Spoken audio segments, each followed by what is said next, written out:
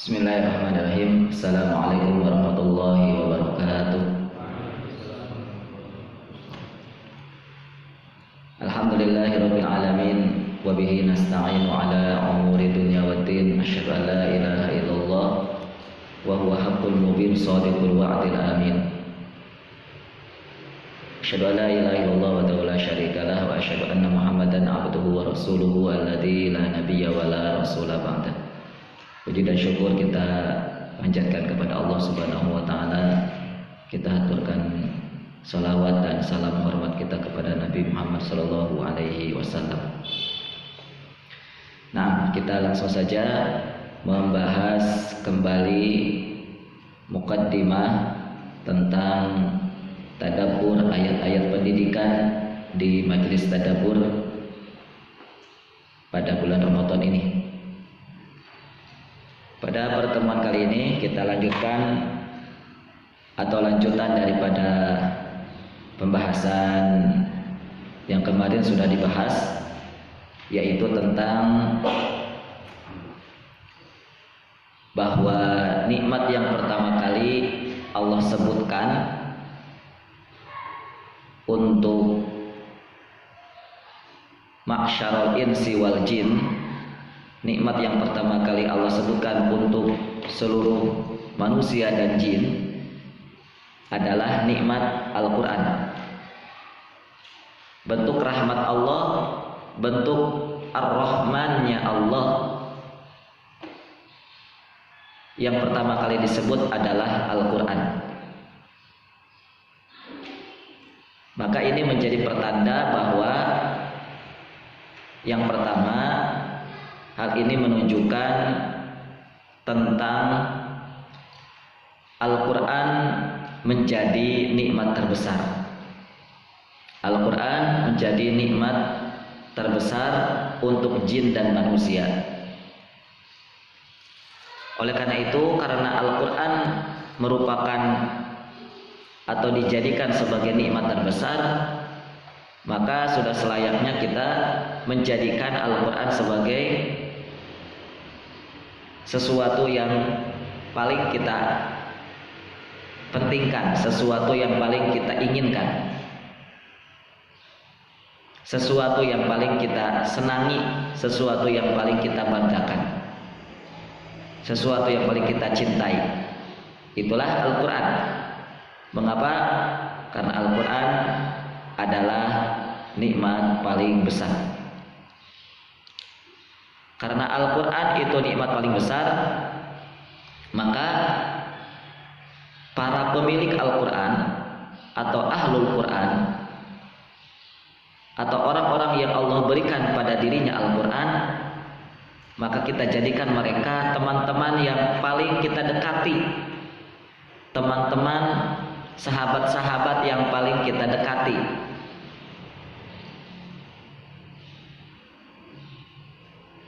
Orang yang paling kita inginkan untuk kita jadikan sebagai tetangga kita. Para mereka yang Allah berikan Al-Quran. Allah berikan kepada mereka ilmu Quran. Mengapa? Karena Al-Quran nikmat terbesar yang Allah berikan kepada manusia. Maka manusia yang mendapatkan Al-Quran disebut sebagai ahlul Quran, sebagai ahlul Quran. Maka hendaknya orang-orang yang Allah berikan Al-Quran itu, orang-orang yang disebut sebagai ahlul Quran, selayaknya kita jadikan mereka sebagai teman yang paling kita dekati, teman yang paling kita hormati, teman yang paling kita cintai, orang yang paling kita muliakan, dan seterusnya. Termasuk rumah-rumah yang paling kita inginkan untuk kita jadikan sebagai tetangga-tetangga mereka di dunia, tetangga-tetangga kita di dunia. Itu yang pertama, karena Al-Quran sebagai menunjukkan bahwa Al-Quran sebagai nikmat paling besar. Yang kedua, disebutkannya nikmat Al-Quran pertama kali sebelum nikmat-nikmat yang lain, disebutkannya Al-Quran pertama kali sebelum ciptaan-ciptaan Allah yang lain, ini menunjukkan bahwa Al-Quranul Karim sudah menjadi sesuatu yang sempurna yang Allah jadikan untuk manusia, yang Allah nantinya akan berikan untuk alam semesta ini. Sehingga itu menunjukkan bahwa Al-Quranul Karim telah siap. Sehingga Al-Quran telah siap untuk menjadi panduan, untuk menjadi solusi segala permasalahan, segala rencana, segala kegiatan, segala apapun yang akan diperbuat oleh manusia. Di dalam Al-Quran sudah Allah siapkan apa saja, rencana-rencana, kegiatan-kegiatan, konsep-konsep, kurikulum-kurikulum, tahapan-tahapan sudah Allah siapkan dalam Al-Quran. Allah sudah berikan panduan utamanya.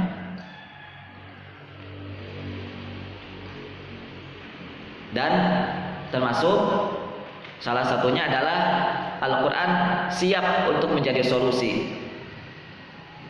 Al-Quran siap menjadi solusi. Oleh karena itu, mengapa Al-Quran diturunkan dengan cara bertahap? Al-Quran diturunkan dengan cara berurutan, yang diantaranya menjadi bukti bahwa Al-Quranul Karim itu, bahwa setiap masalah yang diterima oleh manusia, bahwa setiap masalah yang ada dalam diri manusia, Al-Quran bisa menyelesaikannya. Al-Quran bisa menuntaskannya. Itu faidah pelajaran yang kedua dari Al-Quranul Karim, disebutkannya pertama kali sebelum yang lainnya. Sekali lagi, bahwa surat Ar-Rahman, kita masih di Ar-Rahman, masih di surat Ar-Rahman ya, adalah surat yang menunjukkan betapa besarnya kasih sayang Allah, betapa luasnya kasih Allah dan sayang Allah untuk umat manusia.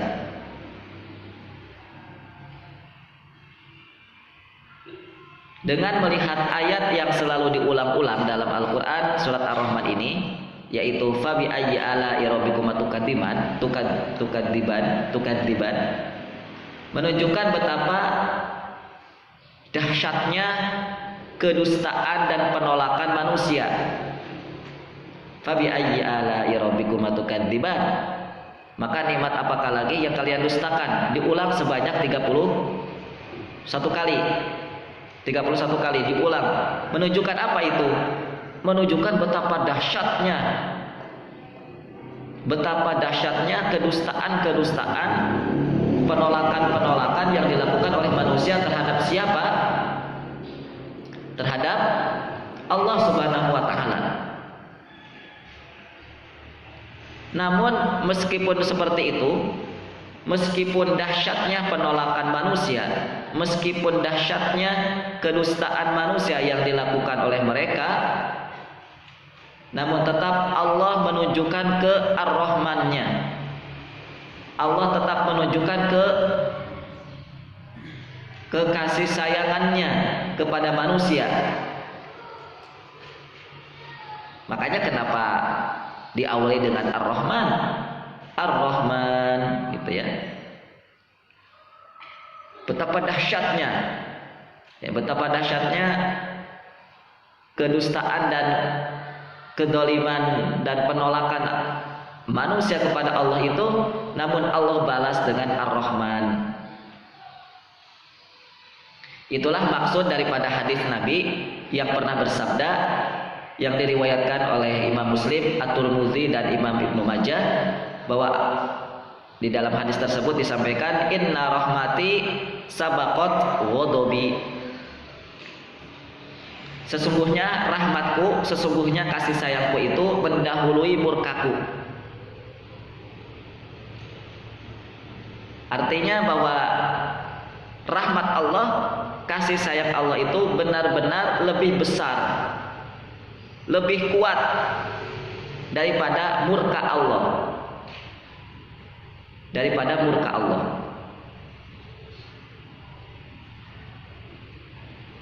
Inna rahmati wasi'at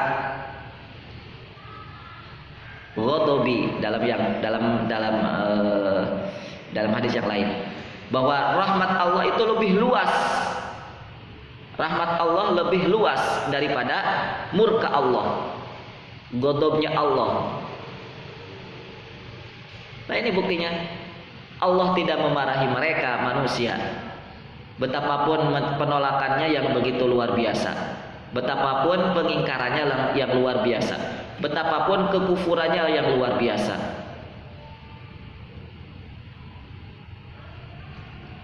Allah tetap memberikan rahmatnya, Allah tetap memberikan kasih sayangnya kepada mereka.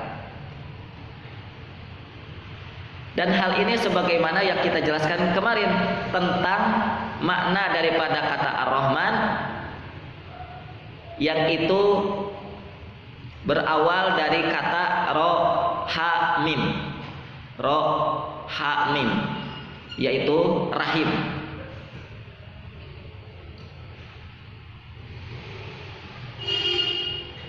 Ya, baik, perhatikan. Ini belum saya coba sampaikan kemarin ya.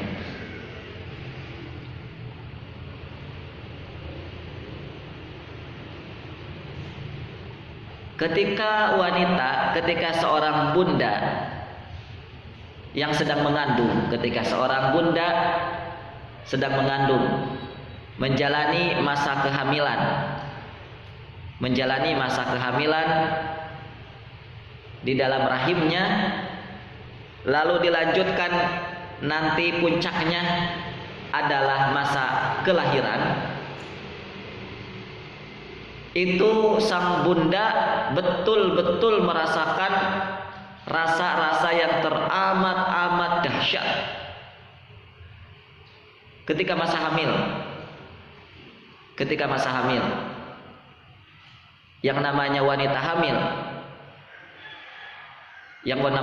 hamil, dia betul-betul ya melalui atau hidupnya dilalui dengan penuh rasa lelah. Wanita yang hamil betul-betul jiwanya, fisiknya ya lebih cepat lelah, capek, berat. Sudah begitu kalau mau tidur, maka tidurnya tidak akan nyaman. Nyari posisi di mana saja, nyari posisi gimana pun, yang namanya wanita hamil sulit untuk menemukan posisi yang nyaman ketika mau tidur. Mau ke kanan, si bayinya gerak-gerak, pindah lagi, goyang ke kiri gitu. Apalagi kalau nggak mungkin lah yang namanya wanita hamil tidurnya tengkurap. Terlentang pun berat. Wah, masya Allah, rasanya betul-betul lelah yang namanya wanita hamil. Kerja sedikit sakit pinggang, kan antum bisa pernah tahu ya, wanita hamil itu kalau jalan sedikit gitu, ini pinggangnya sakit atau punggungnya terasa nyeri. Sudah gitu banyak wanita-wanita yang istilahnya tuh di masa kehamilannya itu ada sering merasakan gangguan-gangguan yang tidak normal, pingin ini, pingin itu ya. Pingin buah mangga yang padahal waktu itu tidak musimnya. Ayo, terpaksa sang suami harus nyari sampai berkilo-kilo bahkan jalan kaki. Ya, ketika masa hamil, sang istri ada yang sampai tidak mau deket-deket sama suaminya, nggak mau deket, rasanya tuh kayak gimana gitu. Ya, tidur nggak mau sama suaminya, deket-deket sama suaminya nggak mau. Terus ketika hamil, bau nasi saja nggak mau makan nasi. Jadi segala macam rasa itu ada di wanita hamil. Ya. Puncaknya ketika wanita itu melahirkan. Ini puncaknya. Proses yang dimana di situ wanita butuh kesabaran yang sangat tinggi.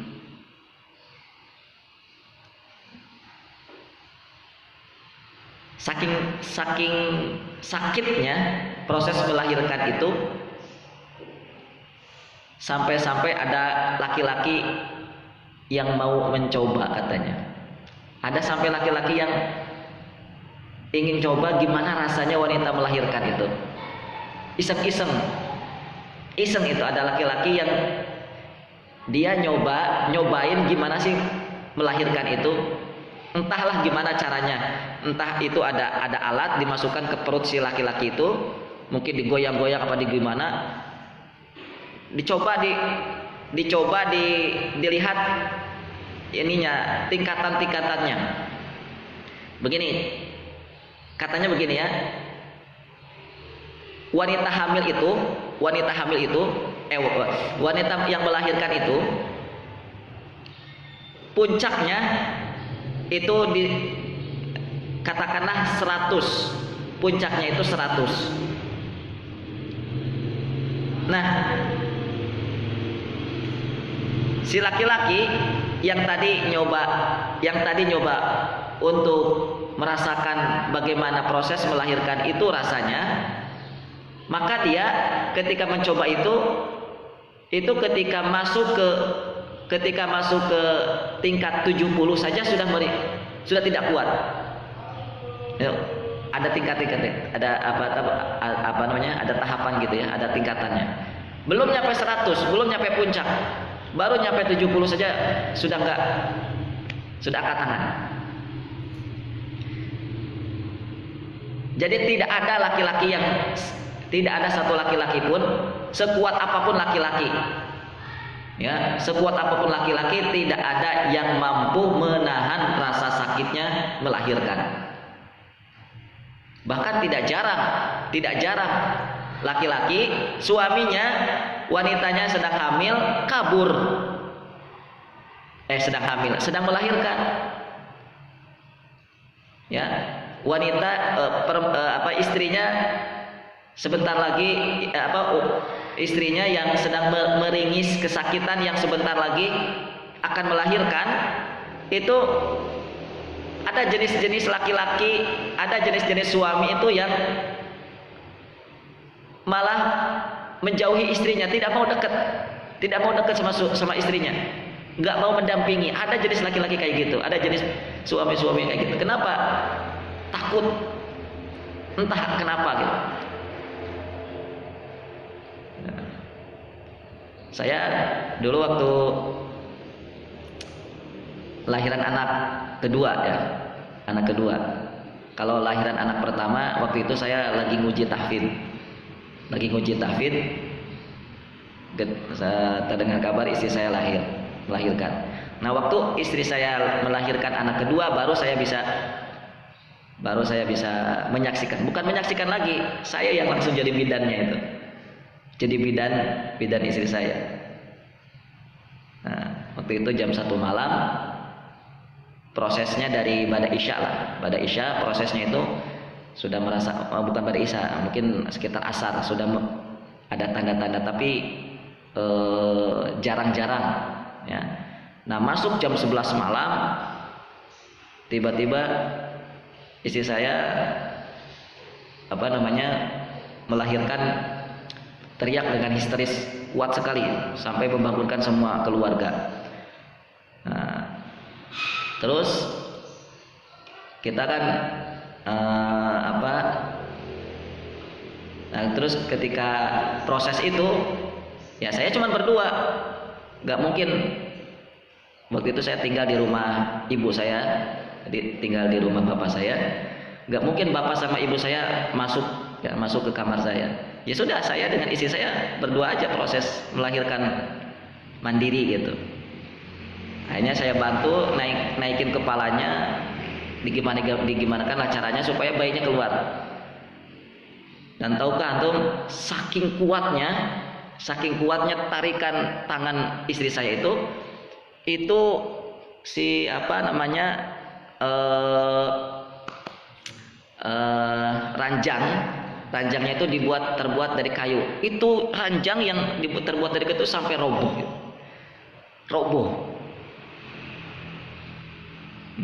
Sampai roboh.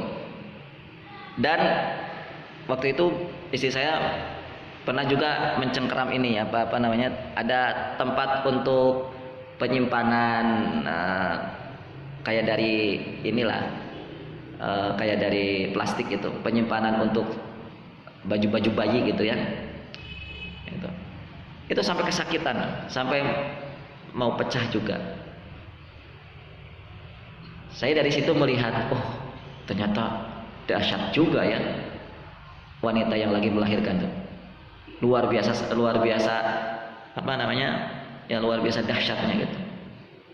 Makanya kan tidak jarang wanita yang melahirkan meninggal.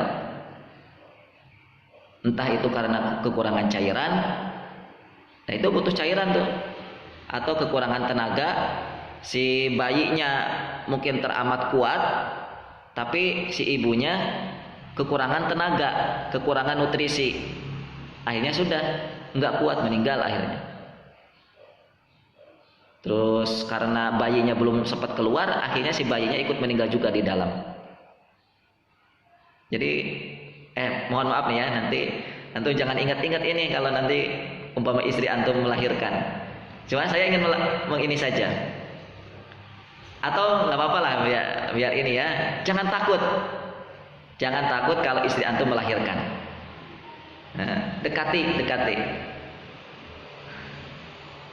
Walaupun misalnya istri antum harus mencengkeram antum, ya nggak apa-apa, terima saja. Wong itu juga hasil perbuatan antum juga kan.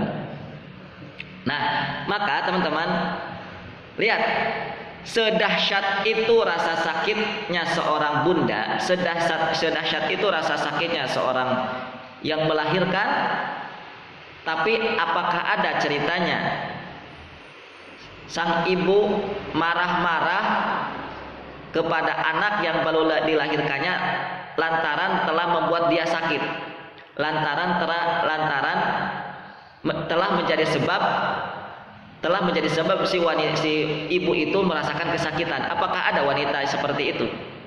Apakah ada wanita atau seorang ibu yang marah-marah sama anaknya? Apakah ada? Gara-gara kamu sih, ya, dia atau ibu sepanjang 9 bulan nggak bisa tidur, nyenyak gitu. Ada nggak ibu kayak gitu gerutu? Gara-gara kamu?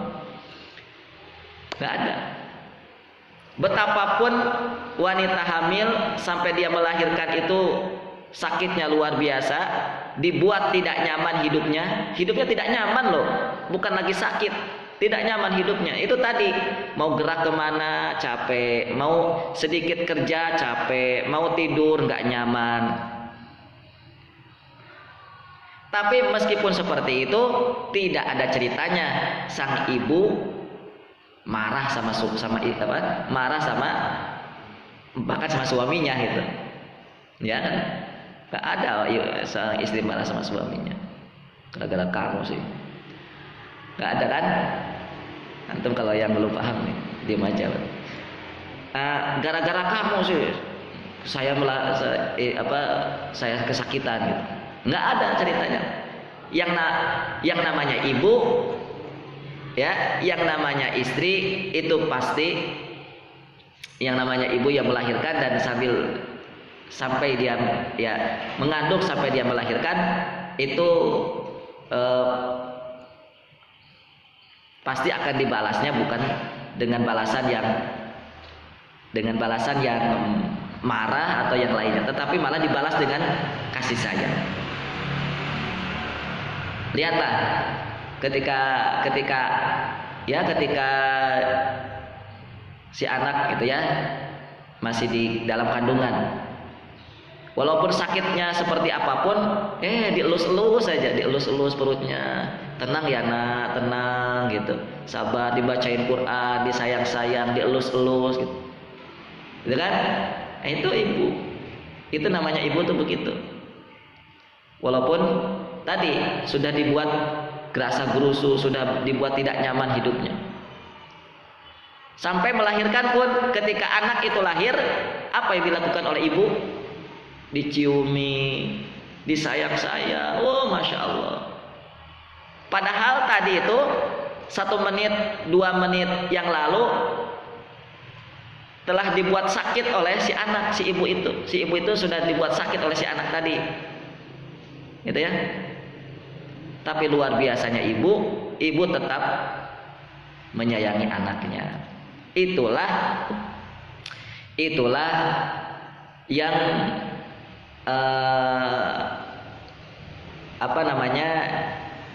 gambaran ya, itulah gambaran betapa sayangnya Allah kepada makhluknya. Walaupun sudah dibuat sakit bagaimanapun, walaupun sudah dibuat penolakan bagaimanapun, walaupun sudah didustakan sebanyak apapun, sedahsyat apapun, Allah masih tetap sayang kepada manusia.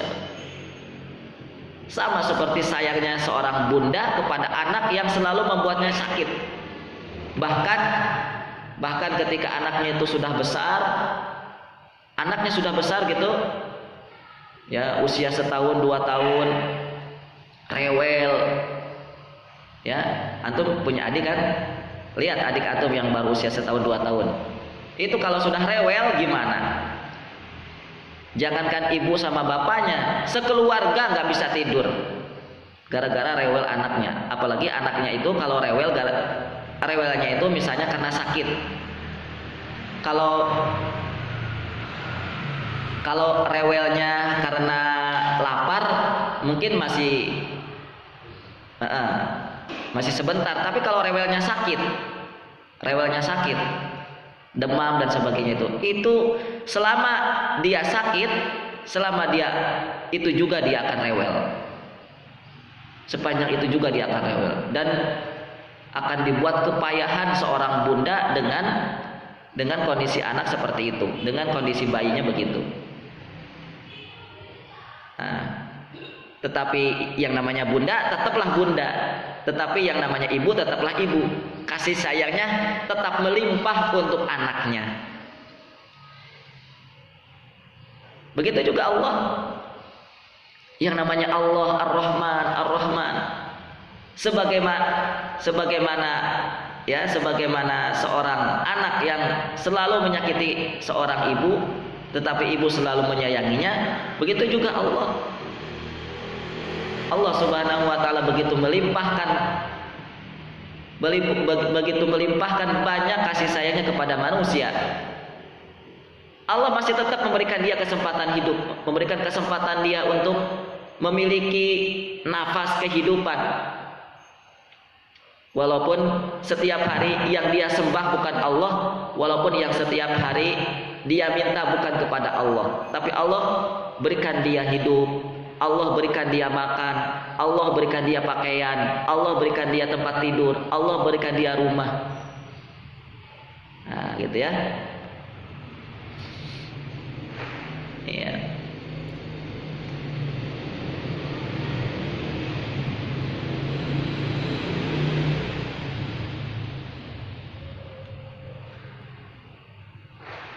Nah, ini dia yang harus dirasakan sebelum baru kita masuk ke pelajarannya. Apa yang bisa kita ambil dari surat Ar-Rahman ini untuk kita ambil pelajaran tentang bagaimana cara kita agar terhubung dengan Quran?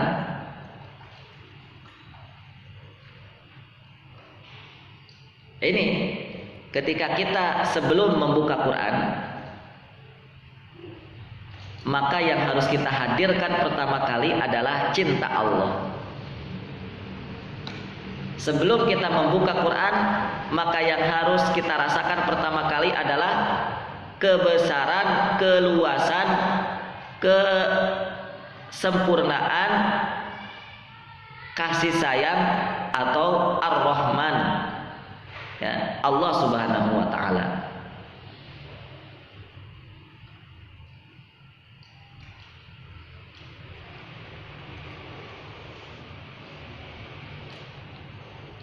Ketika kita mau membuka Quran, maka kita ingat, maka kita rasakan bahwa yang kita buka itu adalah kalam Rob yang begitu luas kasih sayangnya kepada kita. Kalam Rob yang begitu sempurna kasih sayangnya kepada kita, yang selalu mengasihi kita, yang selalu menyayangi kita. Walaupun dalam keadaan kita memaksiati Allah, walaupun dalam keadaan kita menzalimi diri kita sendiri, zalim kepada Allah, zalim kepada diri sendiri, tapi Allah tetap Ar-Rahman.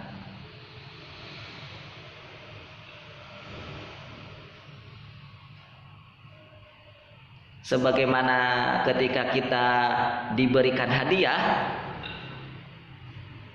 sebagaimana ketika kita diberikan hadiah oleh manusia yang begitu sangat cinta kepada kita, yang begitu besar cinta kasihnya kepada kita, kira-kira apa yang akan kita lakukan dengan benda hadiah itu?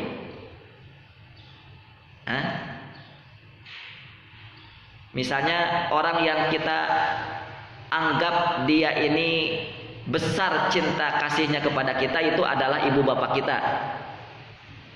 Ibu bapak kita. Maka ketika satu hari ibu bapak kita ngasih kita hadiah, entah itu baju, entah itu apa, kira-kira apa yang akan kita lakukan dengan hadiah itu?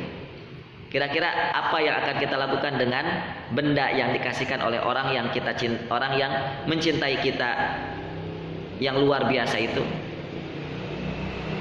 Nah, gitu. Itu rasa senang itu kan pasti yang akan muncul kan, rasa senang, rasa gembira. Nah, itu kita yang hadirkan, kita hadirkan itu. Ya, kita hadirkan rasa di mana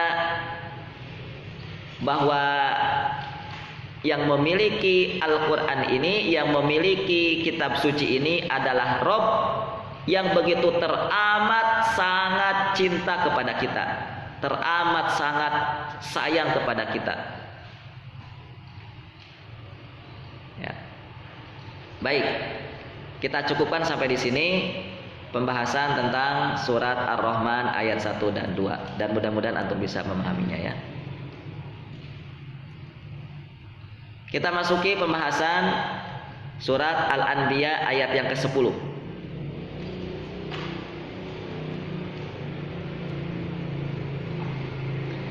Surat Al-Anbiya ayat yang ke-10 yang menjadi dalil bagaimana kita agar bisa terhubung dengan Quran. Agar bisa terhubung dengan Quran, apa yang harus kita persiapkan? Rasa apa yang harus kita munculkan dalam hati kita?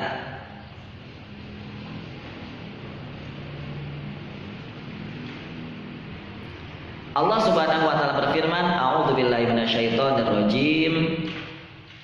Laqad anzala ilaikum kitaban fihi dzikrukum.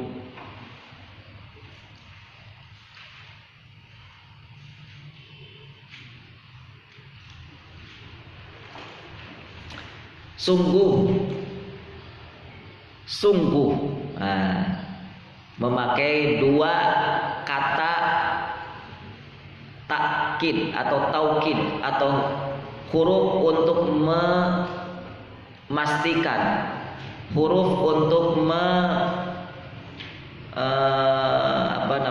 meyakinkan.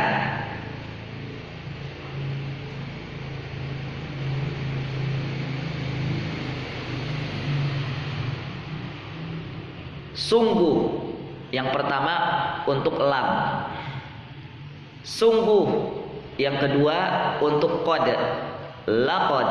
Nah, jadi kalau diartikan sungguhnya ada dua, sungguh, sungguh, benar. Itu artinya adalah ya saking saking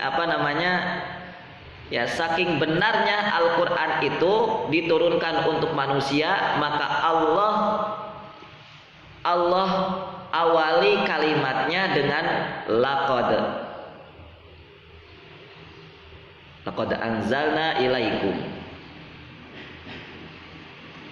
Jadi Al-Quran itu diturunkan bukan untuk siapa-siapa, untuk kalian. Laqad anzalna ilaikum kitaban. Kitaban di sini adalah Al-Quran. Sungguh, sungguh aku turunkan Al-Quran untuk kalian.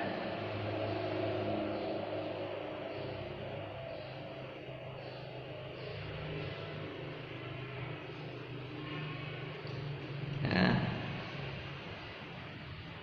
Maka karena Al-Quran diturunkan untuk kalian manusia,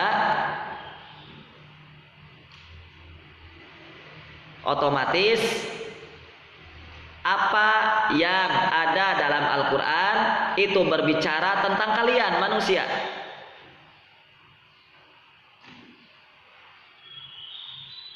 Sebagaimana ketika ada datang surat, dua lembar, tiga lembar surat dari orang yang kita cintai untuk kita, ya. Kalau dulu kan masih musim-musimnya surat tuh ya, surat menyurat pakai surat.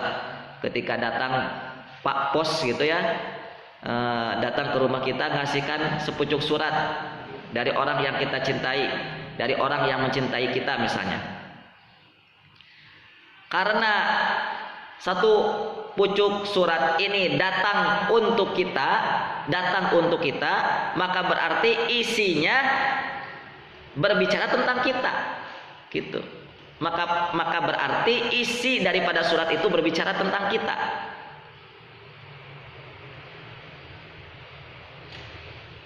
Nggak mungkinlah ada surat datang ke rumah kita, datang ke kita, tetapi isi suratnya ditujukan untuk tetangga, nggak mungkin. Tetapi isi suratnya ditujukan untuk saudara, teman kita atau tetangga kita. Itu mah mungkin suratnya, karena itu mungkin karena suratnya salah kirim gitu. Salah kirim. Pak Posnya itu salah kirim. Namun pastinya ketika ada surat datang ke rumah kita, datang kepada kita, surat itu diberikan kepada kita, maka pastinya isi yang ada di dalam surat itu, tulisan-tulisan yang ada di dalam surat itu berbicara tentang kita. Itulah Quran. Al-Quran diturunkan kepada siapa? Manusia. Al-Quran diturunkan untuk siapa? Untuk manusia. Maka otomatis isi apapun dalam Quran itu berbicara tentang kita.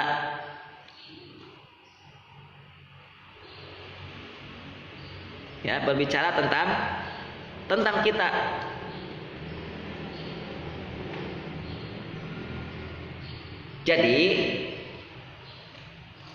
Jadi tidaklah Allah Subhanahu wa ta'ala berbicara tentang Nabi Adam, berbicara tentang Nabi Ibrahim. Kan ada tuh banyak kisah-kisah tentang Nabi Adam. Tidaklah Allah berbicara tentang Nabi Musa, tidaklah Allah berbicara tentang Nabi Sulaiman, tidaklah Allah berbicara tentang Nabi Daud, tidaklah Allah berbicara tentang Nabi Yusuf, kecuali semua itu dijadikan cara agar bisa terhubung dengan kalian, agar bisa terhubung dengan kita. Tidaklah Allah berbicara tentang tidaklah Allah berbicara tentang gunung-gunung sebagai pasak-pasak bumi, tidaklah Allah berbicara tentang bumi sebagai sesuatu yang Allah hamparkan, tidaklah Allah berbicara tentang lautan, tidaklah Allah berbicara tentang hujan, tidaklah Allah berbicara tentang malam, tidaklah Allah berbicara tentang siang, kecuali semua itu dijadikan alat untuk supaya atau agar bisa terhubung dengan kita, agar terhubung dengan manusia. Termasuk ketika kita membaca Quran, yang di situ ada kisah-kisah tentang perang Badar, ada perang Ahzab, ada perang Khandaq, ada perang Uhud, ada peristiwa hijrah, ya. Dan semua kisah-kisah yang ada di dalam Al-Quran atau bagian-bagian sekecil apapun yang ada di dalam Al-Quran, kecuali semua itu merupakan bentuk, merupakan cara agar bisa terhubung dengan kita, dengan manusia, agar bisa terhubung dengan manusia,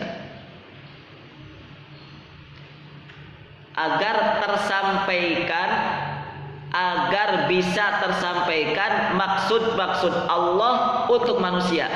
Allah maksudnya begini loh, maka diberikan perantaranya melalui kisah. Allah maksudnya ini loh, maka diberikan perantaranya berupa kisah, berupa penciptaan langit dan bumi, berupa penciptaan binatang dan seterusnya.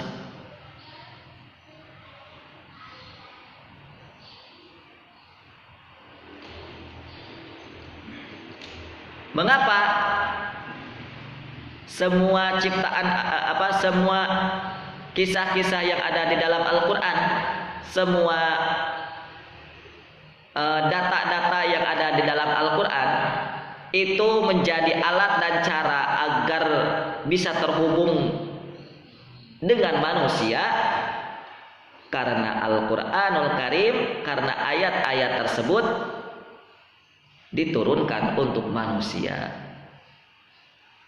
karena ayat-ayat tersebut diturunkan untuk kita.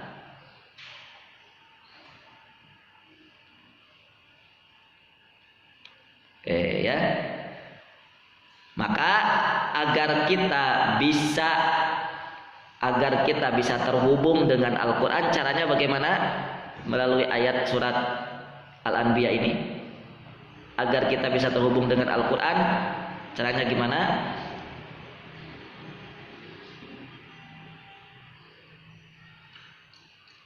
Caranya ketika kita sedang membaca Quran, ketika kita sedang menyelami Al-Quran, bertemu dengan ayat-ayat apa saja, bertemu dengan ayat-ayat apa saja,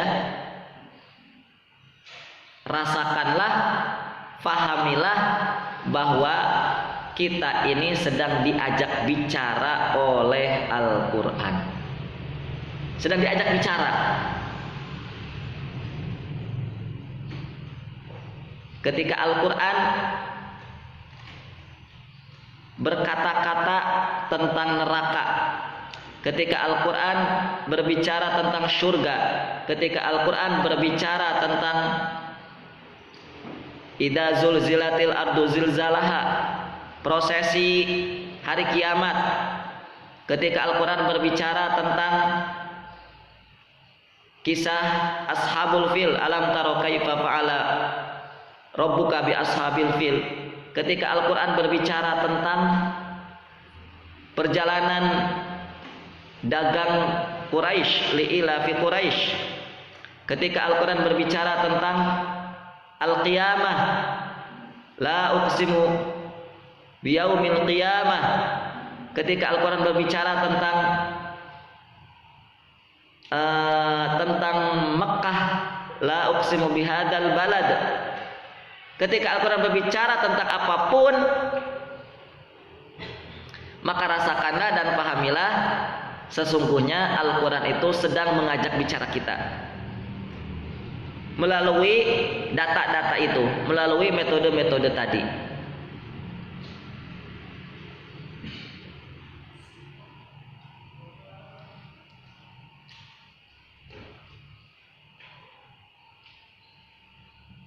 Atau malah sebelum kita membuka ayat suci Al-Quran pun, malah sebelum kita membuka kitab suci pun, sebelum kita membuka Quran, maka sebelumnya kita hadirkan rasa di dalam hati kita bahwa Al-Quran akan berbicara dengan kita. Rasakanlah bahwa Al-Quran akan mengajak ngobrol kita,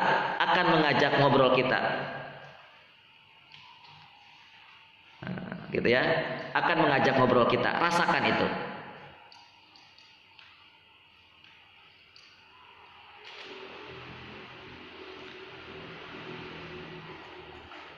Itu persiapan yang kedua dari surat Al-Anbiya ayat yang ke-10 tentang bagaimana kita bisa terhubung dengan Quran. Yaitu apa? Kita merasakan dalam hati bahwa Quran akan berbicara tentang kita. Rasakan bahwa Al-Quran sedang berbicara tentang kita.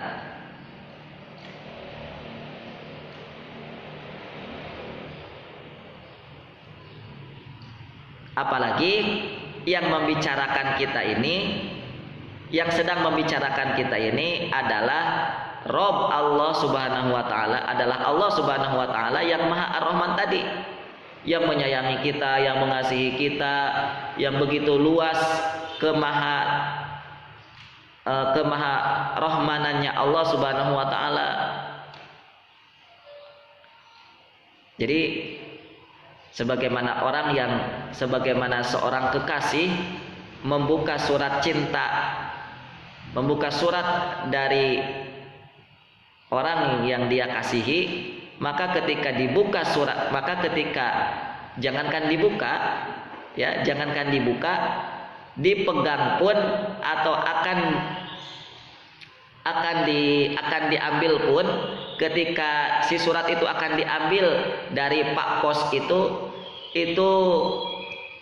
itu namanya bunga cinta, namanya bunga indah dalam hati itu sudah bertaburan, ya, mengelilingi relung-relung dalam dada kita, ya, dipenuhi dengan rasa senang, dipenuhi dengan rasa cinta, dipenuhi dengan rasa gembira, dan tidak jarang diiringi dengan senyum-senyum lantaran akan datangnya ataupun akan dibacakannya surat yang datang dari orang yang dikasihinya.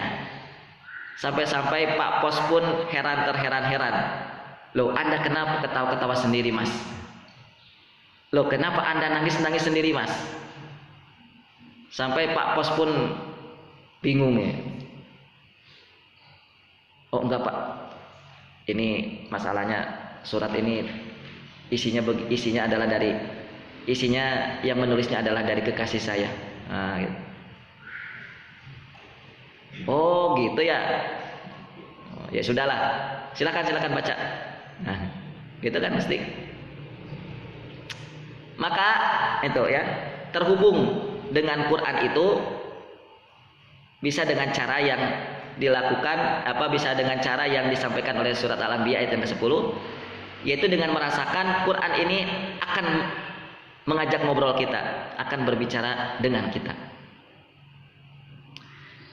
Baik, kita masuk ke nomor 3, yaitu surat Yusuf ayat yang ke-7.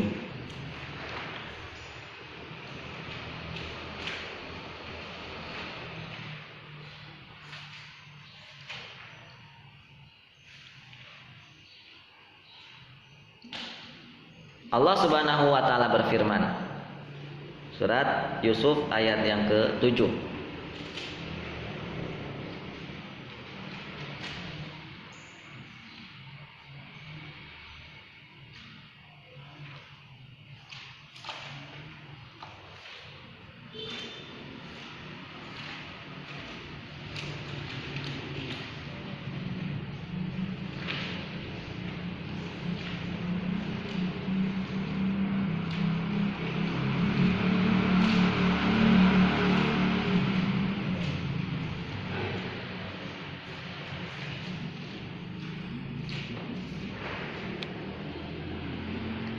Laqad kana fi Yusuf wa ikhwatihi ayatul lisailin.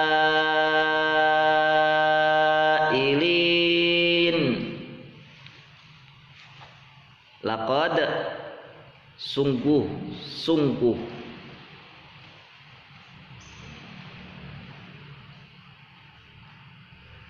Itu ayat ya. Sering gitu ya Allah awali dengan model huruf beginian, model kata yang seperti ini, laqad. Padahal ya, yang namanya Allah, yang kebenaran mutlak, yang kebenaran itu mutlak milik Allah, itu sebenarnya nggak perlu Allah sampai bersumpah begitu. Itu sebenarnya Allah nggak perlu sampai memberikan sebuah kepastian, memberikan sebuah janji, memberikan sebuah keyakinan. Benar loh, sungguh benar, sungguh.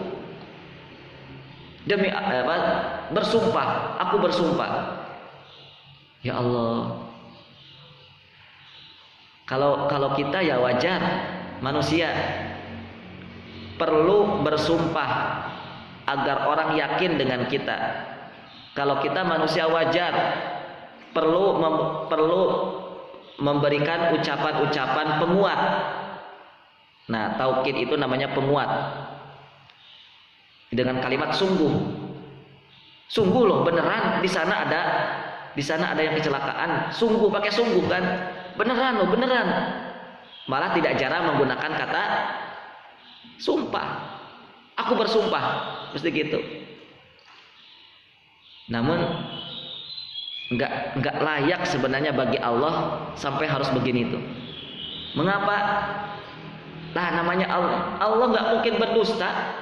Allah nggak mungkin berbohong. Allah suci.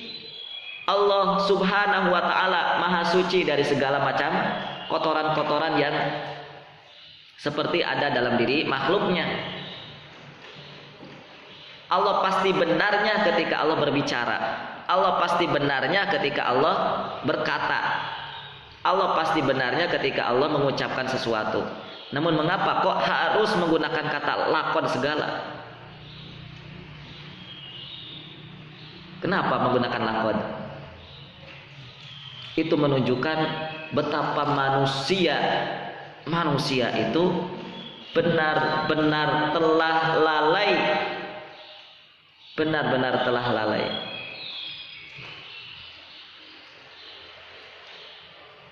Ya. Itu menunjukkan betapa manusia itu benar-benar telah lupa. Telah lupa bahwa Allah itu maha benar, bahwa Allah itu maha adil, maha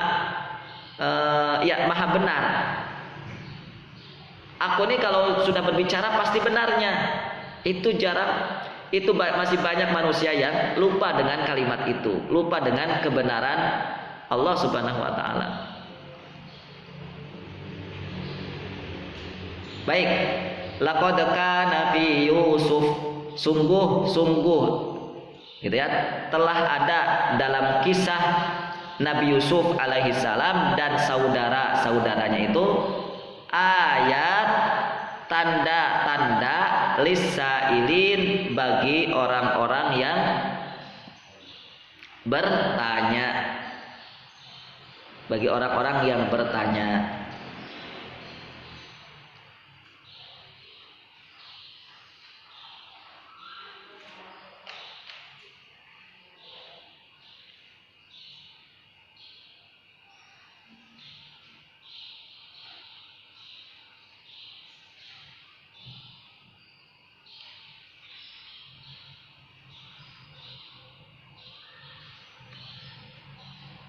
Di dalam surat Yusuf,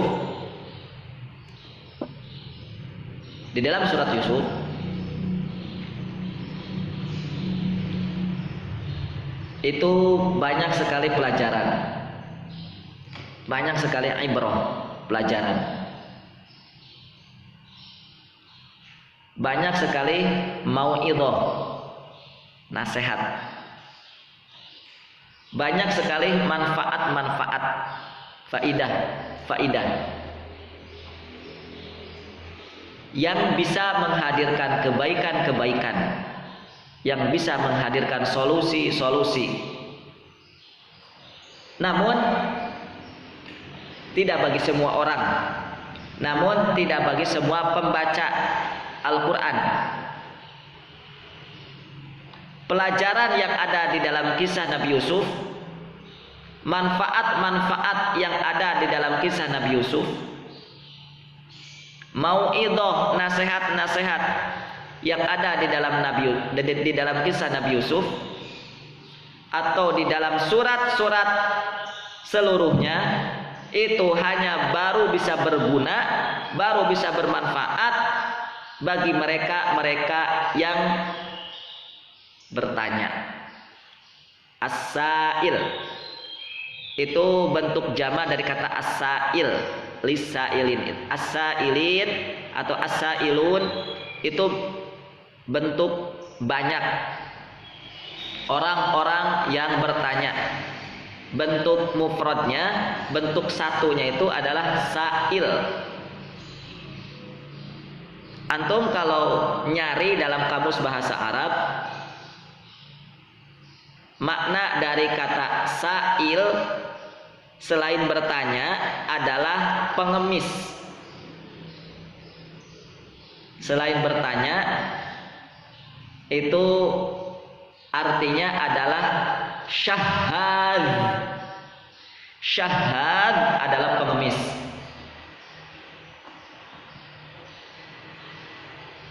Jadi Al-Quran hanya bisa berguna bagi para pengemis, gitu.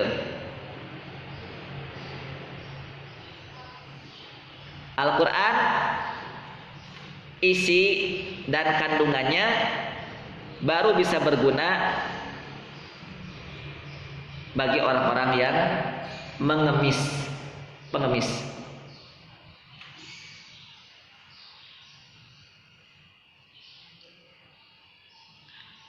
Nah, berarti Al-Quran itu bisa berguna kalau dalam diri manusia ada dua sifat. Al-Quran baru bisa berguna kalau dalam diri manusia ada dua sifat. Satu, suka bertanya. Dua, mental pengemis. Nah,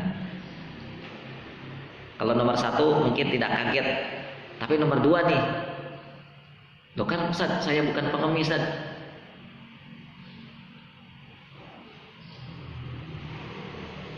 Nah, lihat dulu tapi ya.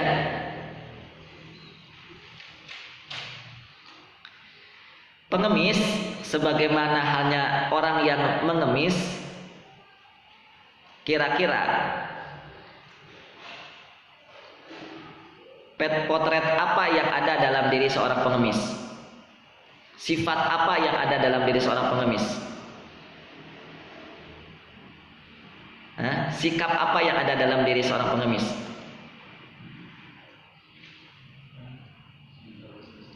Minta-minta.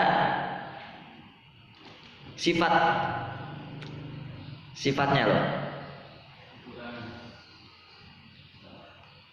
Sabar.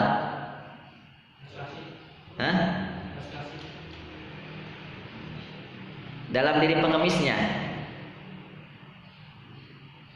ketika dia mengemis kepada seseorang, dia harus gimana caranya? Nah, itu maksud saya, merendah. Gak mungkin dong ketika orang sedang meminta, orang lagi minta kok gayanya kayak gaya orang kaya. Yang namanya lagi minta, yang namanya lagi butuh, ya posisikan dong seperti orang yang lagi butuh. Dengan apa? Merendah gitu. Dengan cara apa? Merendah. Itu kan pengemis. Makanya lihat postur tubuh para pengemis itu pasti lebih sering membungkuk gitu. Ya, lebih sering membungkuk. Ini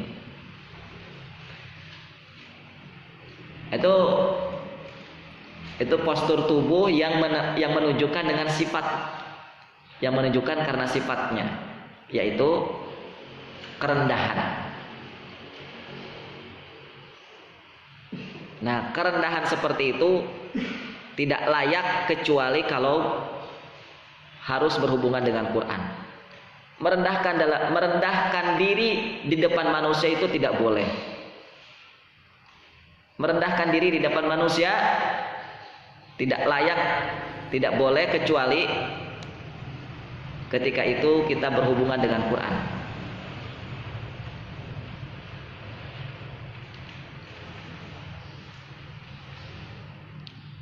Makanya sangat-sangat diwaspadai ya di dalam Al-Quran, di dalam hadis, bahwa orang-orang pengemis itu ada ancaman. Para pengemis itu ada ancaman. Baik. Jadi posisikan diri, siapkan hati agar terhubung dengan Quran adalah dengan cara memiliki sifat dan mental pengemis, yaitu merendahkan diri. Merendahkan diri di depan Quran. Kita ketika membuka Quran, ketika akan membuka Quran itu, kita ciptakan, kita hadirkan rasa bahwa kita tidak dan bukan untuk mengkritiknya, tidak dan bukan untuk mendebatnya, bukan. Tidak dan bukan untuk mempertanyakan pertanyaan-pertanyaan bodoh. Kita dengan Quran ini hendaklah datang sebagai pengemis. Hendaklah datang sebagai pengemis.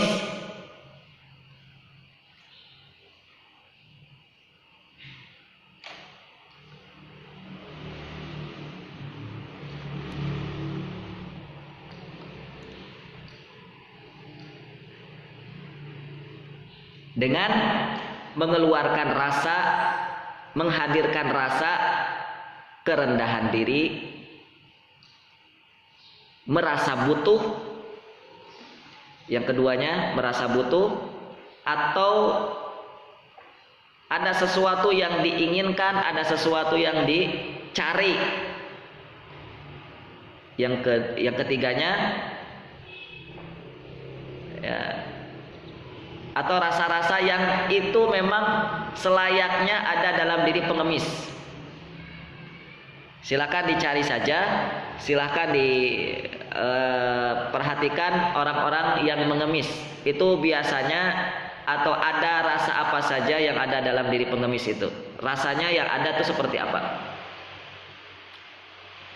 Pasti yang tidak atau pasti yang sering kita lihat dan kita saksikan,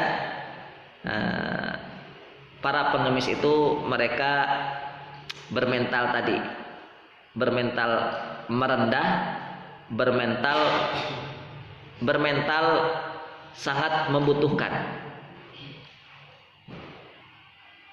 Itulah seharusnya ketika orang yang akan membuka Quran.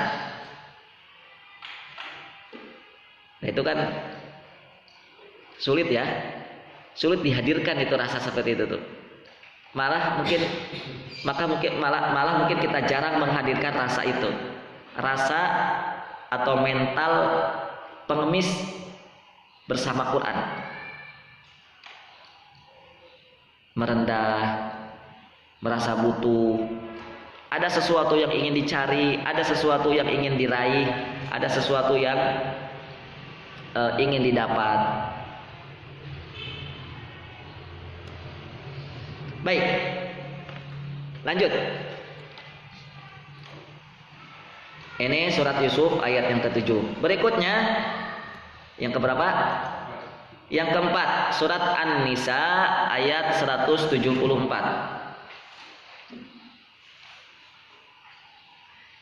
Surat An-Nisa ayat 174.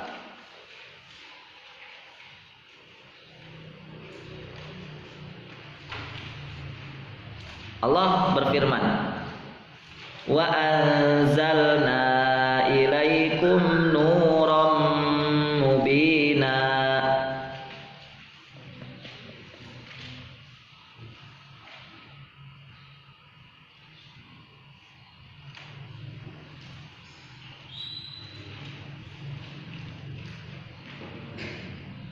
Surat An-Nisa ayat 174. Ada? Hah?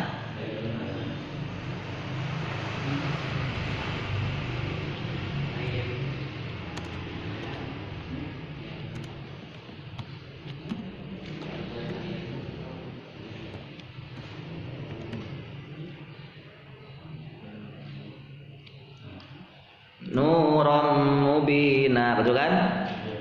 Ya tuh, nggak jeli antum.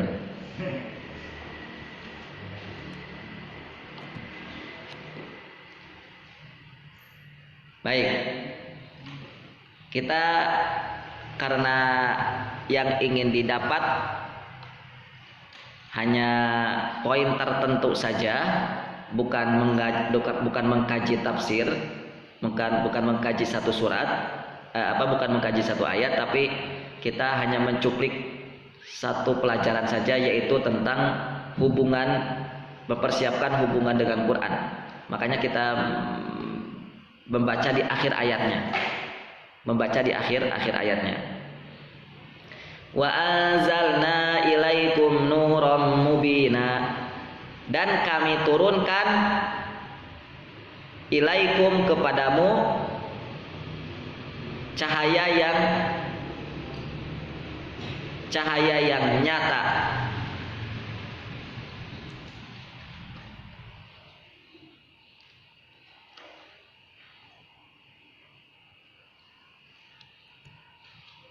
Cahaya yang jelas.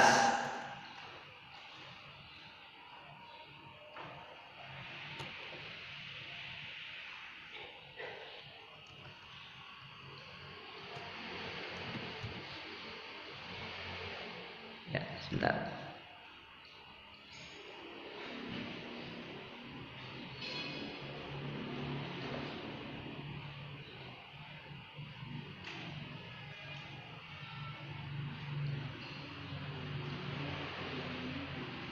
Wa anzalna ilaikum nuram mubina, diawali dengan ya ayyuhan nasu qad ja'akum burhanum mir rabbikum. Nah, maksud daripada diturunkannya cahaya yang jelas itu kepada kita ya tidak ada lain kecuali burhan. Burhan itu adalah Quran. Jadi Allah gambarkan Al-Quran itu sebagai cahaya. Allah gambarkan Al-Quran sebagai cahaya. Nah, kita harus jelas dulu Quran ini, tentang Quran ini harus jelas dulu sebelum yang lain. Sebelum kita membahas tentang Al-Quran, membahas tentang pembahasan Al-Quran yang lainnya. Bahwa Al-Quran itu Allah sampaikan nur, mubin, bukan hanya cahaya, tapi cahaya yang nyata, cahaya yang jelas.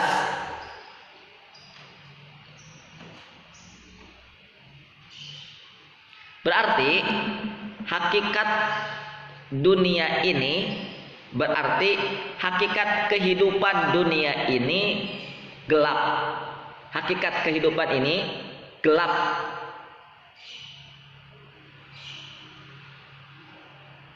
Makanya kita butuh cahaya.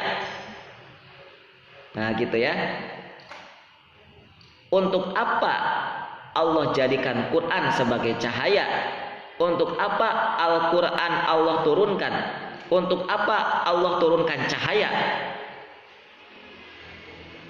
Kalau bukan untuk menunjukkan bahwa kehidupan kalian itu, wahai manusia, pada hakikatnya adalah gelap. Gelap hakikat kehidupan kita ini.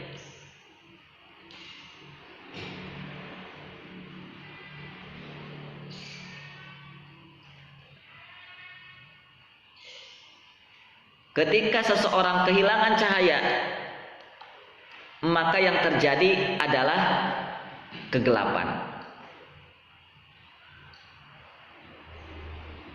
Sehingga ketika dalam kondisi gelap, ketika dalam kondisi zulumat, ketika dalam kondisi gelap, sebagaimana orang ya dalam posisi di sebuah ruangan, dalam posisi di sebuah tempat yang tidak ada cahaya, entah itu kesulitan untuk melangkah, tidak tahu kemana harus pergi, gelap.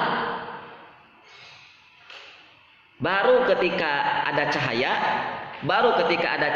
maka dia akan tahu kemana kaki akan dia langkahkan. Baru ketika ada cahaya, maka baru dia akan tahu kemana dia akan pergi. Karena gelap masalahnya. Lalu ketika tidak ada cahaya, ya, maka kita tidak akan tahu hal-hal yang bisa membahayakan kita. Kita tidak akan tahu bahwa di depan itu ada ular. Kita tidak akan tahu bahwa di depan itu ada lubang. Kita tidak akan tahu bahwa di depan itu ada benda-benda berbahaya. Ya, ada benda-benda berbahaya. Kalau diteruskan kita melangkah, maka pasti kaki kita akan berdarah dan seterusnya itu. Kalau kita dalam kondisi gelap, maka kita akan sulit untuk menghindar. Mau kemana kita melangkah? Mau kemana kita akan menghindar? Gelap.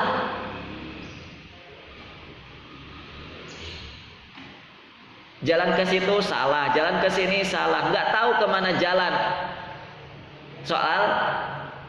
Soalnya dalam kondisi gelap. Dalam posisi gelap, ya, fenomenanya selain seperti apa yang kita gambarkan barusan, dalam posisi gelap, ya, dalam kondisi gelap itu kita butuh cahaya. Baik, karena kalau tidak ada cahaya, maka kita akan kesulitan. Entah itu ada ular, entah itu ada barang-barang berbahaya, entah itu bagaimana. Fenomena dalam kondisi gelap pun adalah bahwa ketika kita membutuhkan cahaya,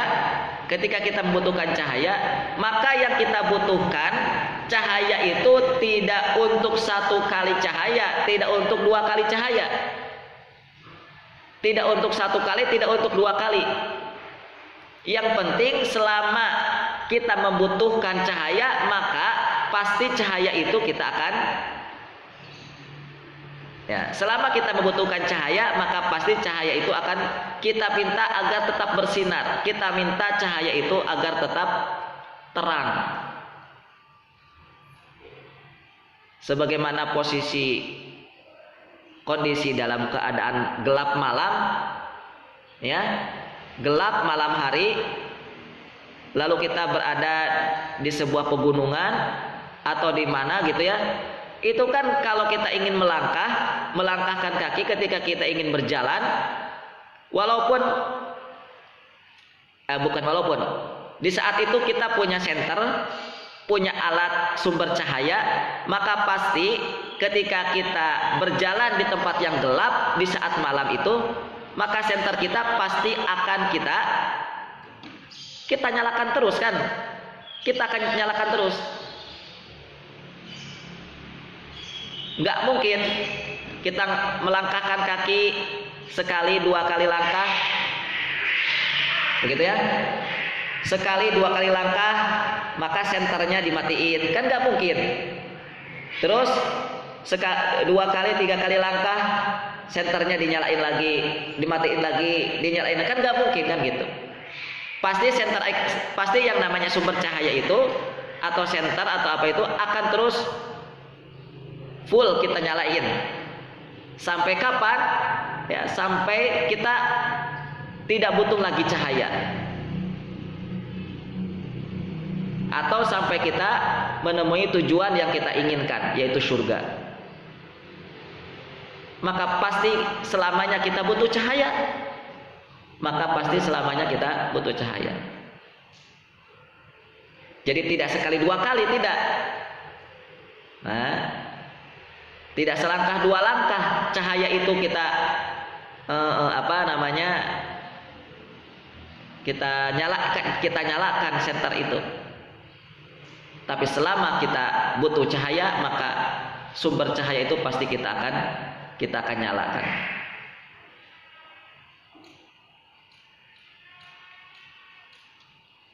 Karena itu ketika kita butuh cahaya untuk melihat, untuk bergerak, ya, untuk melangkah, maka ketika kita melihat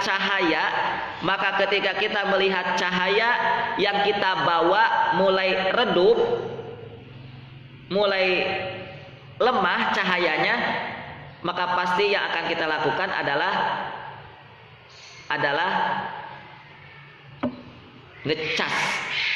mengecas sumber cahaya itu, kalau dicas mungkin, atau kalau bisa diisi ulang atau diisi ulang begitu. Kalau kelihatan si sumber cahayanya itu sudah mulai melemah, gitu ya. Maka begitu juga cahaya Al-Quran. Begitu juga cahaya Al-Quranul Karim. Kita ini sebenarnya membutuhkan Al-Quran selama kita hidup. Sepanjang kita hidup kita butuh Quran.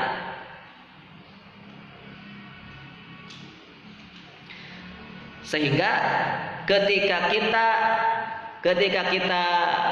dalam posisi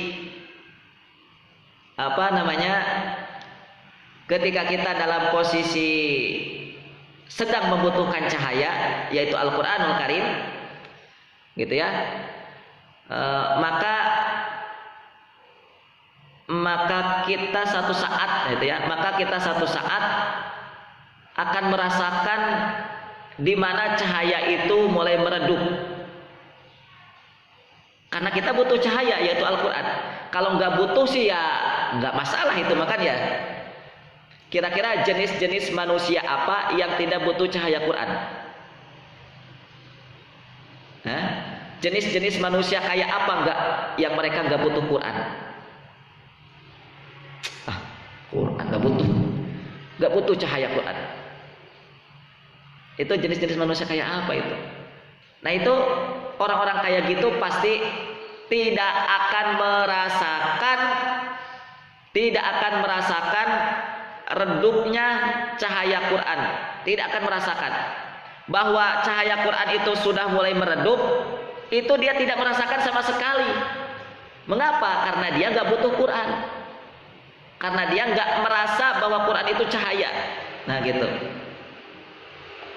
Karena dia merasa bahwa Al-Quran itu bukan cahaya, dia akhirnya tidak merasakan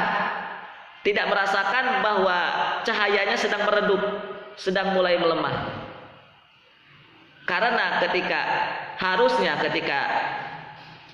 cahaya itu sudah mulai melemah, sudah mulai meredup, maka seharusnya dia harus membuka lagi Qur'annya. Maka yang seharusnya dia lakukan adalah sebagaimana baterai itu harus diisi ulang, sebagaimana baterai itu harus dicas, maka ini jiwa kita juga harus diisi ulang dengan cahaya Quran. Bagaimana kondisi atau posisi seseorang ketika sudah mulai kelihatan cahayanya meredup, cahaya Qur'annya melemah? Kira-kira posisi orang itu seperti apa dalam hidupnya? Susah, bingung, frustasi, putus asa, pesimis. Itu tanda-tanda bahwa dia memiliki cahaya tapi sudah mulai lemah.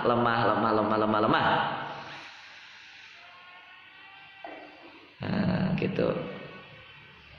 Maka ketika itu dia seharusnya harus kembali lagi membuka Qur'annya. Maka ketika itu dia diwajibkan untuk mencas lagi dengan Qur'annya itu. Ya, dengan Qur'annya itu. Baik.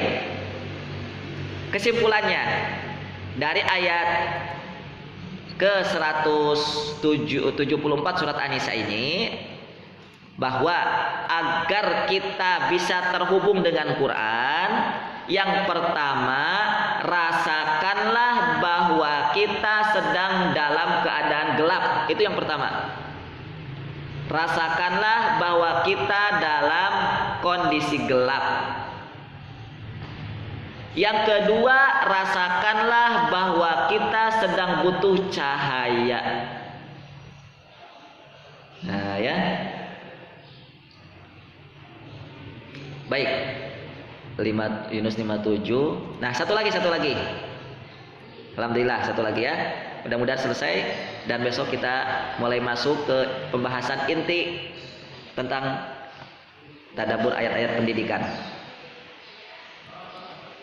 Yang berikutnya, yang keberapa ini? Yang kelima. Yang kelima surat Yunus ayat 57. Yunus 57 Allah sampaikan dengan ucapan, dengan kalimat, ya ayyuhan nasu qad ja'atkum mau'idhah. Wahai manusia, sungguh telah datang untukmu nasihat. Ya. Qad ja'atkum mau'idhah.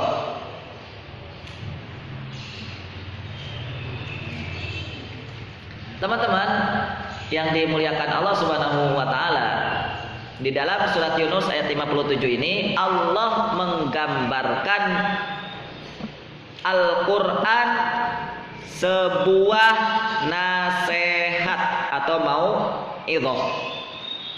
Allah gambarkan Al-Quran sebagai peringatan. Mau'idhah. Mau'idhah itu bisa peringatan, bisa nasihat, sama saja.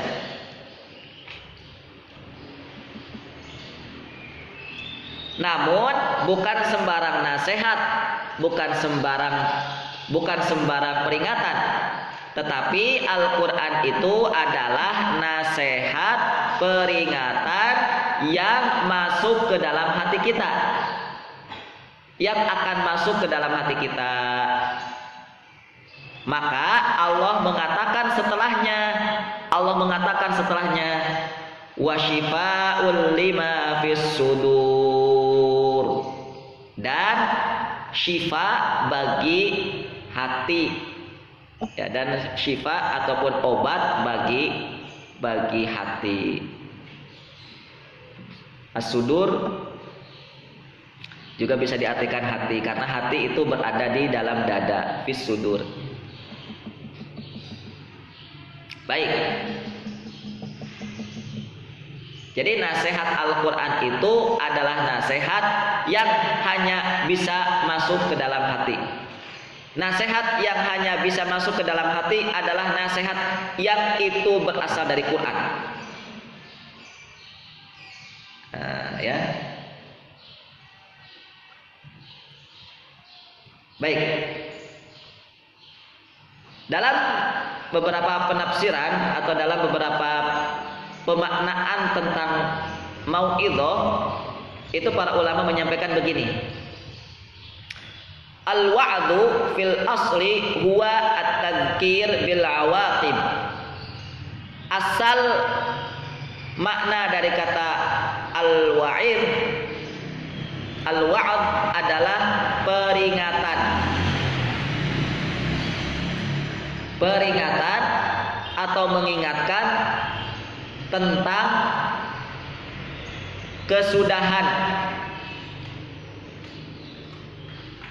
Peringatan tentang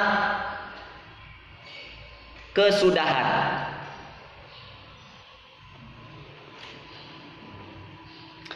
Peringatan atau tentang mengingatkan sesuatu yang akan terjadi.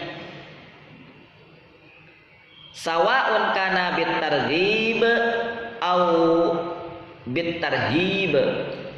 Baik itu berkaitan dengan memotivasi, menyemangati, atau menakut-nakuti, atau dengan menakut-nakuti.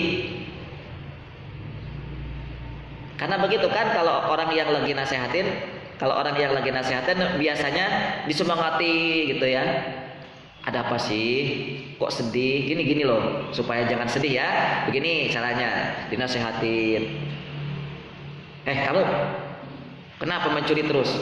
Ditakut-takutin. Nah, itu namanya nasihat kan? Nah, hati-hati besok ada neraka, hati-hati besok ada siksaan Allah. Dinasihatin. Itu namanya nasihat, itu namanya peringatan. Memperingati sesuatu yang akan terjadi, baik dengan cara memotivasi ataupun dengan cara menakut-nakuti. Wal wa'idu huwa kat-tabib. Si pemberi nasihat itu dipermisalkan seperti dokter. Wal wa'id huwa kat-tabib yanhal marid amma yadurruh. Itu akan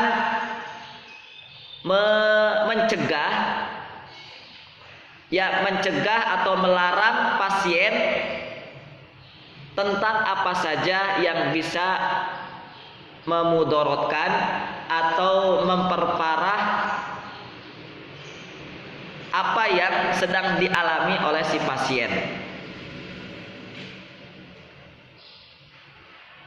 Nah ya, itu namanya pemberi nasihat. Pemberi nasihat itu diumpamakan seperti tabib atau dokter, yang dia menasihati pasiennya supaya jangan melakukan ini kalau tidak mau sakit, supaya melakukan ini kalau mau sembuh. Itu permisalan tentang nasihat, tentang pemberi nasihat. Teman-teman, lalu mengapa mau'idhah atau nasihat itu disampaikan? Mengapa nasihat itu disampaikan? Untuk apa? Untuk menunjukkan bahwa ada sesuatu yang salah dalam diri manusia. Makanya perlu nasihat manusia itu. Ada sesuatu yang keliru dalam diri manusia, makanya manusia perlu dinasehati.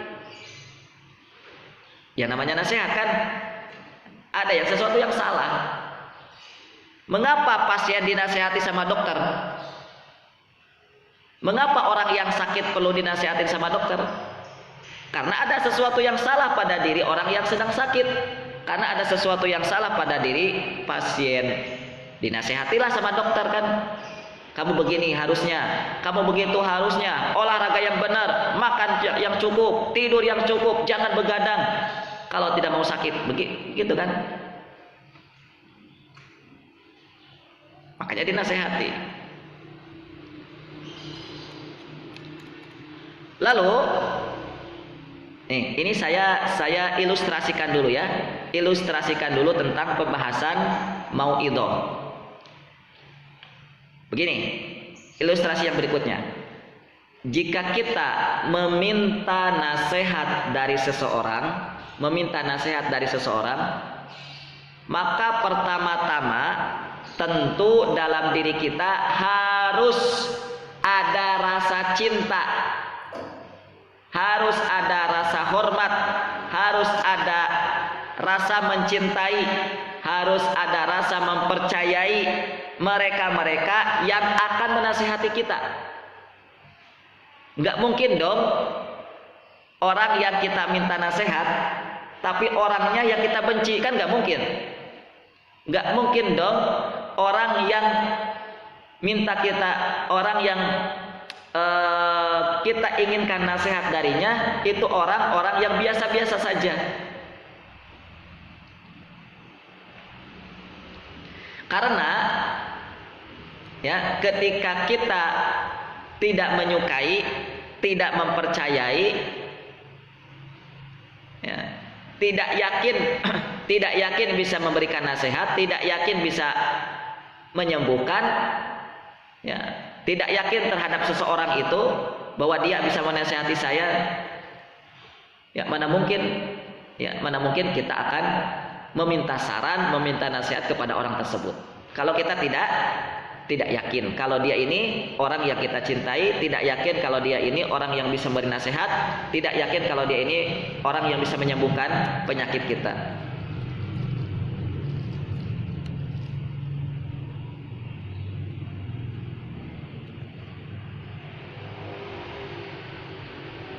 Lalu berikutnya, ilustrasi berikutnya ya. Nanti dari ilustrasi ini terhadap mauidhah, sebuah nasihat yang itu merupakan gambaran dari Quran, itu nanti kita akan melahirkan pelajarannya. Ilustrasi berikutnya, jika kita memiliki seseorang yang pintar, yang bijak, yang cerdas, lalu ada orang satu lagi yang bodoh, lalu yang satu lagi orang yang tidak memiliki kapasitas dan kemampuan, maka kemanakah kita akan pergi untuk kita meminta nasihat? Kemanakah kita akan pergi untuk kita meminta peringatan, meminta nasihat? Apakah kepada orang yang bodoh, apakah kepada orang yang pintar, yang cerdas, yang tahu dia akan menyembuhkan kita, atau kepada orang yang bodoh, orang yang tidak memiliki kapasitas, orang yang tidak memiliki kemampuan? Mau kemana kita akan pergi? Ya, pasti ke sini, ke orang yang pintar, orang yang cerdas, orang yang memiliki kapasitas, orang yang memiliki kemampuan. Ini yang akan kita pilih kan?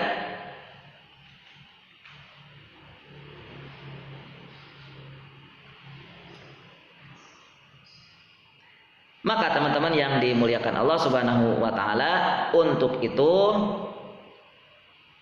kita tumbuhkan rasa percaya, kita tumbuhkan rasa suka dengan Quran, kita tumbuhkan rasa cinta dengan Quran. Itu rasa yang perlu kita hadirkan, kita persiapkan sebelum kita membuka Quran. Sebelum kita membuka Quran, hadirkan rasa cinta, hadirkan rasa suka, hadirkan rasa yakin bahwa Quran bisa memberikan solusi dalam kehidupan kita. Sebagaimana dokter bisa memberikan kesembuhan bisa memberikan ya resep atau nasihat yang membuat kita akan bisa lebih baik. Sebagaimana seorang herbalis, orang yang punya kemampuan herbal bisa memberikan kesembuhan memberikan keringanan ya dari rasa sakit yang kita derita.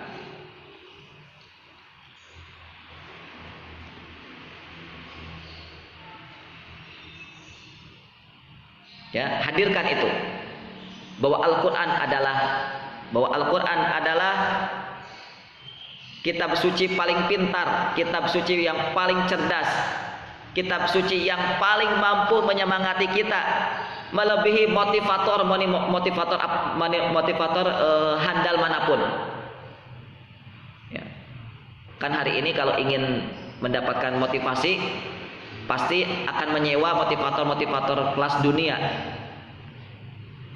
Maka Quran tidak ada yang bisa mengalahkan kekuatan motivasinya daripada atau dengan makhluk manapun, dengan manusia manapun. Baik, kesimpulannya, cara kita menghubungkan dengan Quran dari ayat ini adalah pertama, rasakanlah bahwa dalam diri kita ini ada yang salah. Itu yang pertama.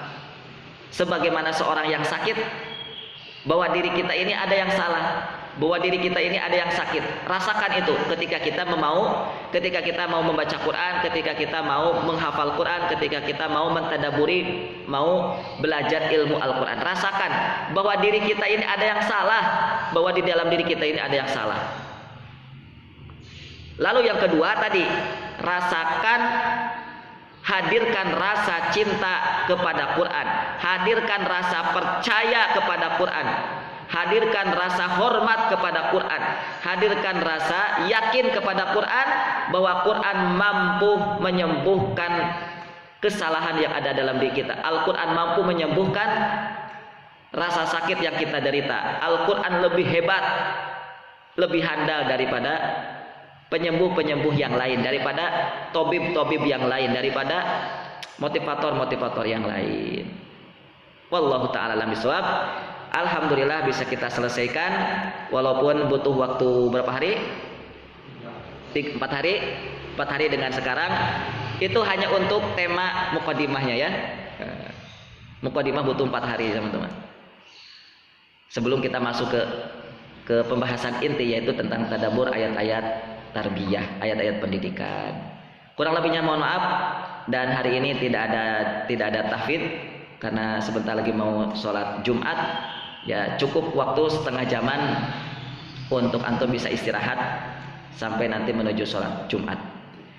Itu saja yang dapat saya sampaikan. Mohon maaf tidak ada diskusi atau bertanya atau apapun. Silahkan antum nanti cek lagi, dengarkan lagi kajian saya,